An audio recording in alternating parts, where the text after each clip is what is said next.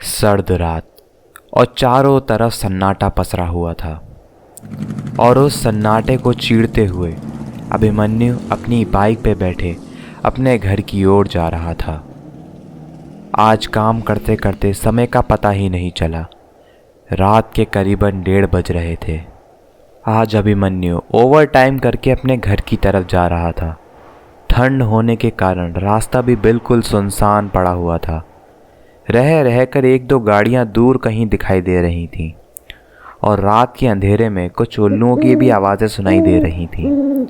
पर अभिमन्यु अपनी रफ्तार में चला जा रहा था और सोच रहा था, ओह, आज तो कुछ ज़्यादा ही देर हो गई और ठंड भी काफ़ी हो गई है। जल्दी से घर पहुंच जाऊं बस।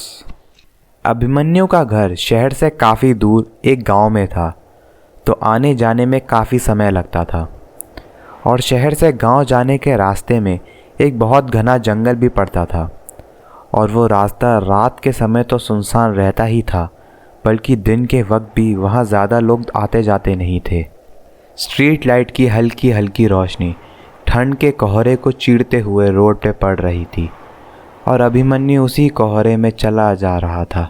शहर का रास्ता बस ख़त्म ही होने वाला था, तो टर्न के पास वाले पेट्रोल पंप से अभिमन्यु ने ठिठुरते हुए पेट्रोल पंप वाले से बोला, भैया 200 का पेट्रोल डाल देना।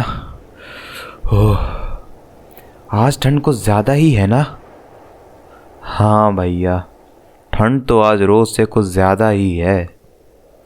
जल्दी जल्दी गाड़ी में पेट्रोल डलवाकर अभिमन्यु अपनी गाड़ी पे बैठकर निकल गया और टर्न पर पहुंचकर जंगल वाले रास्ते चला गया। आज पूर्णिमा की रात थी, तो चांद की शीतल और साफ रोशनी जंगल के रास्ते पे पड़ रही थी। चारों तरफ सन्नाटा, रह रहकर जंगल से जानवरों की आवाज़ें आ रही थीं।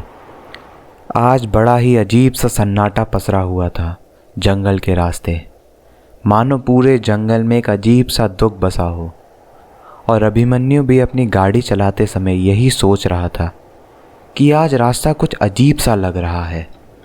वैसे तो अभिमन्यु भूत प्रेतों पर उतना विश्वास नहीं करता, पर आज ना जाने उसके मन में एक अजीब सी हलचल हो रही थी और रह रहकर उसको गांव वालों की बातें याद आ रही थीं। गांव के बड़े बुजुर्गों ने कई बार अभिमन्यु से बोला था कि उस डरावने जंगल से सफ़र मत किया करो।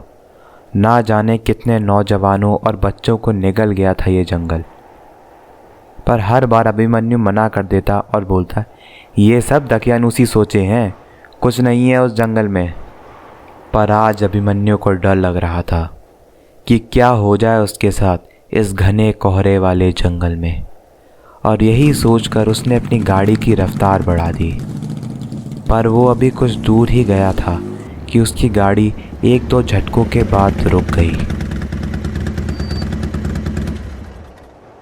एक सर्द रात में एक घने जंगल के बीचों बीच अभिमन्यु अकेला खड़ा था अपनी खराब गाड़ी के साथ। डरा और घबराया तो अभिमन्यु पहले ही था और ऊपर से उसकी गाड़ी भी खराब हो गई और आसपास का वातावरण काफ़ी था अभिमन्यु को खौफज़दा करने को। बहुत कोशिश करने पर भी जब गाड़ी चालू नहीं हुई तो अभिमन्यु थक कर एक कोने में बैठ गया और सोचने लगा, अब क्या करूं? आसपास तो कोई रिपेयर की भी दुकान नहीं है और पैदल घर पहुंचना तो बहुत मुश्किल था क्योंकि घर अभी भी काफ़ी दूर था। अभी अभिमन्यु ये सब सोच ही रहा था कि अचानक उसको सड़क की दूसरी तरफ की झाड़ियों में कुछ हलचल दिखी। उसको लगा कि कोई जंगली जानवर होगा और वो थोड़ा सतर्क हो गया। वो तुरंत उठा और पास ही एक बड़े से पेड़ के पीछे छिप गया। काफ़ी देर तक वो उधर ही छिपा रहा, पर जब कोई हलचल नहीं दिखी तो उसने बाहर आकर इधर उधर देखा। दूर दूर तक सन्नाटा छाया हुआ था और तभी अभिमन्यु को जंगल से भेड़ियों की आवाज़ें आने लगीं। वो समझ गया था कि उनको उसकी महक आ गई है, तो वो तुरंत जंगल में अंदर की तरफ भागा। काफ़ी अंदर तक जाने के बाद जब उसने देखा तो चारों तरफ घना जंगल और कोहरा था। घड़ी में टाइम देखा तो रात के 2:30 बज रहे थे। फ़ोन में भी नेटवर्क नहीं था। अब अभिमन्यु उस घने और डरावने जंगल में अकेला घूम रहा था। ठंड से उसके हाथ पैर भी सिकुड़ रहे थे। वो ठिठुरते हुए सोच रहा था, ना जाने किस मुश्किल में पड़ गया हूँ। किसी जानवर या भूत से तो बाद में मरूंगा। अगर कोई जगह नहीं मिली तो इस ठंड में ज़रूर मर जाऊंगा। वो अभी ये सब सोच ही रहा था कि तभी उसने महसूस किया कि तापमान में भारी गिरावट आई है और ठंड और भी बढ़ गई है। तो वो आगे बढ़ने लगा। कुछ देर इधर उधर जाने के बाद उसको दूर एक लाइट चमकती दिखी। उसको लगा कि शायद किसी का घर होगा, तो वो जल्दी जल्दी उस ओर जाने लगा। और जब वो वहाँ पहुँचा तो उसने देखा कि वहाँ एक छोटा सा कॉटेज था जिसके बाहर एक बल्ब जल रहा था। चारों तरफ घना जंगल और उसके बीच में ये कॉटेज अभिमन्यु के मन में एक अजीब सा डर पैदा कर रहे थे। पर उस कॉटेज में रहने के अलावा उसके पास और कोई चारा भी तो नहीं था।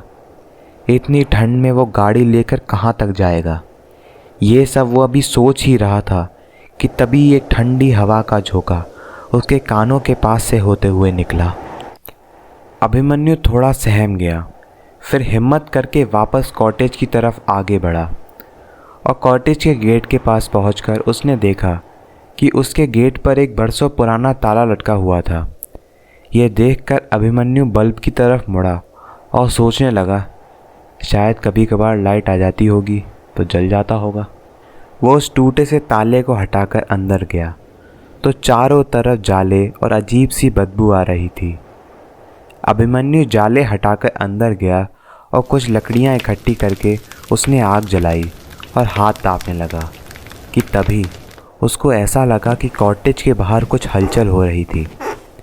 अभिमन्यु सतर्क हो गया और उसने आग बुझा दी और मोबाइल की टॉर्च से बाहर देखने लगा।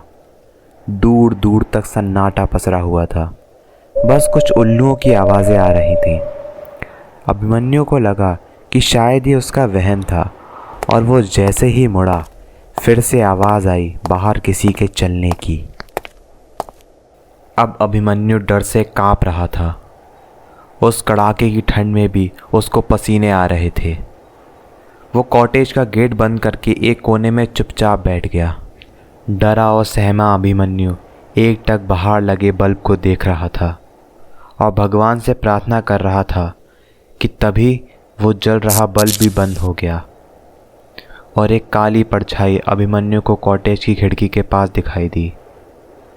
इतना सब देखकर अभिमन्यु डर से कांपने लगा और तभी अभिमन्यु को उसके कान के पास एक आवाज़ सुनाई दी, गलती कर दी इधर आकर। अभिमन्यु को काटो तो खून नहीं। वो डरते हुए उठा और पागलों की तरह इधर उधर देखने लगा और कांपते हुए बोला, कौन है? कौन है इधर? और तभी कॉटेज के गेट पर दस्तक होना शुरू हो गई। अभिमन्यु समझ चुका था, अगर वो इस कॉटेज और जंगल से नहीं गया तो आज मौत पक्की है।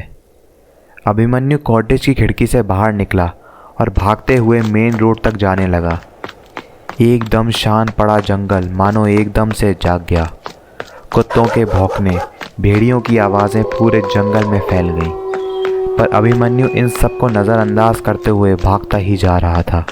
अंधाधुंध बस घने जंगल के अंधेरे को चीरते हुए वो जैसे तैसे मेन रोड तक पहुंच गया और वहां पहुंचते ही अभी जो जंगल शोर से भरा हुआ था फिर से एकदम शांत हो गया।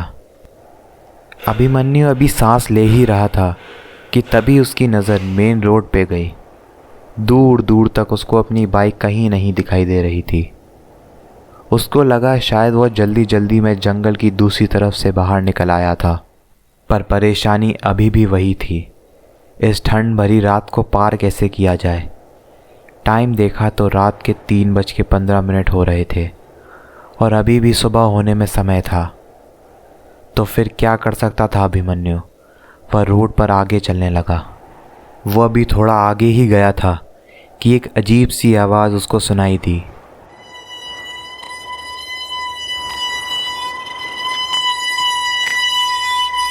और वो आवाज़ पास आती जा रही थी। डर से अभिमन्यु इधर उधर देखने लगा। चांदनी रात में जंगल का रास्ता बिल्कुल सुनसान पड़ा हुआ था। और तभी उसको दूर से एक आदमी साइकिल पर आता दिखा। अभिमन्यु को लगा चलो कुछ मदद मिल जाएगी।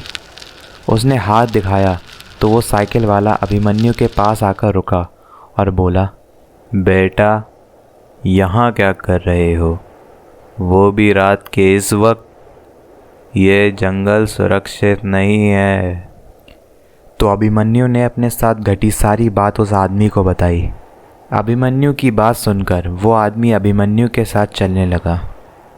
तब बातों बातों में अभिमन्यु ने उस आदमी से इस जंगल के बारे में पूछा तो उस आदमी ने बताया कि बहुत समय पहले की बात है बेटा। जंगल के पास एक गांव में एक बेहद ही सुंदर लड़की रहा करती थी, उर्मिला। गांव का हर नौजवान उर्मिला की सुंदरता का कायल था और उसी बात का उर्मिला ने फ़ायदा उठाया। दरअसल उर्मिला एक डायन थी जो रूप बदलने में बड़ी माहिर थी। वो किसी का भी रूप ले सकती थी, औरत या आदमी, किसी का भी। और वो डायन नौजवानों और बच्चों के खून की प्यासी थी। उससे पहले वो डायन ना जाने कितने गांवों को बर्बाद कर चुकी थी और वही काम वो इस गांव में करने लगी। रोज रात में एक नौजवान या बच्चा गायब होने लगा। गांव का माहौल मातम में बदल गया। पर उर्मिला की सुंदरता दिन पर दिन बढ़ती जा रही थी। पर एक रात एक आदमी जब जंगल के रास्ते गांव जा रहा था तो उसने देखा कि उर्मिला एक नौजवान को उठाकर उसी कॉटेज के पास ले जा रही थी। उस आदमी ने जब उसका पीछा किया तो पाया कि उर्मिला ने उस लड़के का सर उखाड़ दिया था और कॉटेज में बैठ उसका खून पी रही थी। ये देख वो आदमी तुरंत गांव गया और लोगों को इसके बारे में बताया। गांव के लोग उस कॉटेज के पास पहुंचे तो उन्होंने चारों ओर खून देखा और कॉटेज में चुपके से झांकने पर उर्मिला को खून पीते पाया। ये सब देखकर लोग गुस्से में पागल हो गए और उन्होंने उस डायन को उसी कॉटेज में जिंदा जला दिया। बताया जाता है कि जब वो डायन जली थी तो पूरे जंगल में उसकी चीखें सुनाई दे रही थीं, पर वो मरी नहीं। कहते हैं ना, डायन के शरीर को ख़त्म करने से वो मरती नहीं, और हुआ भी वैसा ही। वो डायन जंगल में रहने लगी और जानवरों और जंगल के रास्ते जाने वाले लोगों को मारने लगी।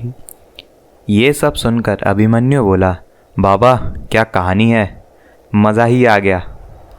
तो बाबा बोले, बेटा ये कहानी हकीकत है।